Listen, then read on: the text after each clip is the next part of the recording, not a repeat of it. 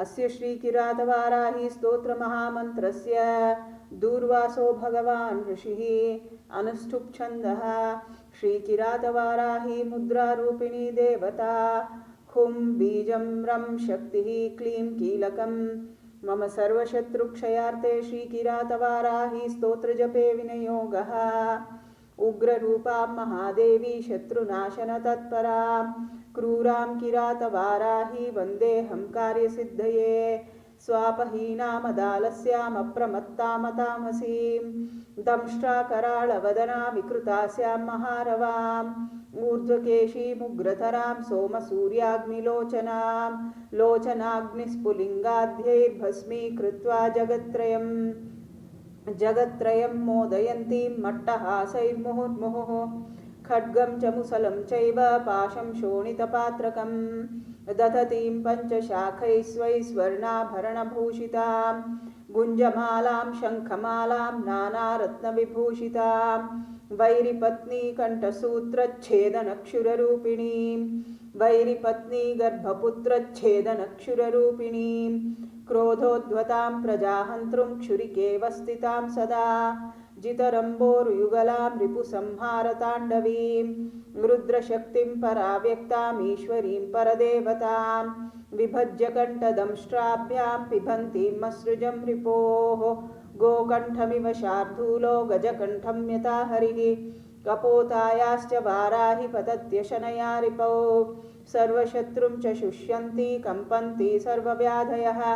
विधिविष्णुशिवेन्द्राद्यां मृत्युभीतिपरायणाः एवं जगत्त्रयक्षोभकक्कारकक्रोधसंयुतां साधकानां पुरस्थित्वा प्रवरन्तीं मुहुर्मुहुः प्रचरन्तीं भक्षयामि तपस्याधकते रिपून् तेऽपि यानो ब्रह्मजिह्वा शत्रुमारणतत्परां त्वगशृङ्मां समेधोऽस्ति मज्जा शुक्लानि सर्वदा भक्षयन्तीं भक्तशत्रोरचिरात् प्राणहारिणीम् एवं विधां महादेवी याचेऽहं शत्रुपीडनं शत्रुनाशनरूपाणि कर्माणि कुरु पञ्चमी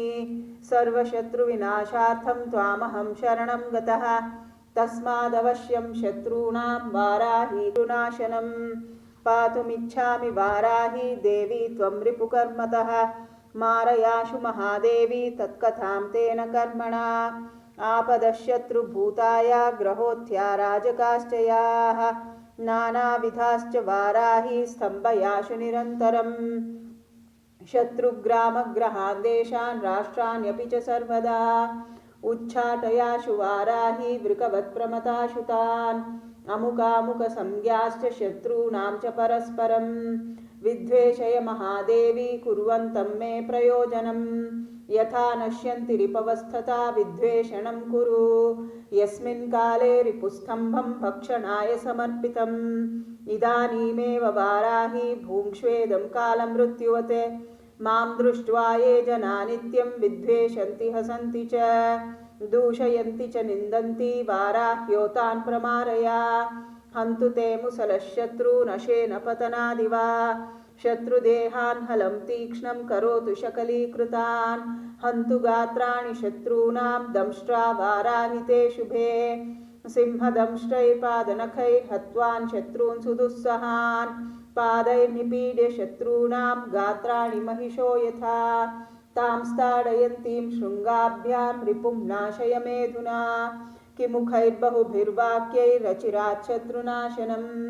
कुरु वश्यं कुरु वाराही भक्तवत्सले एतत्किरातवाराह्यं स्तोत्रमापन्निवारणं मारकं सर्वशत्रूणां सर्वाभीष्टफलप्रदं त्रिसन्ध्यं पठते यस्तु स्तोत्रोक्तफलमश्नुते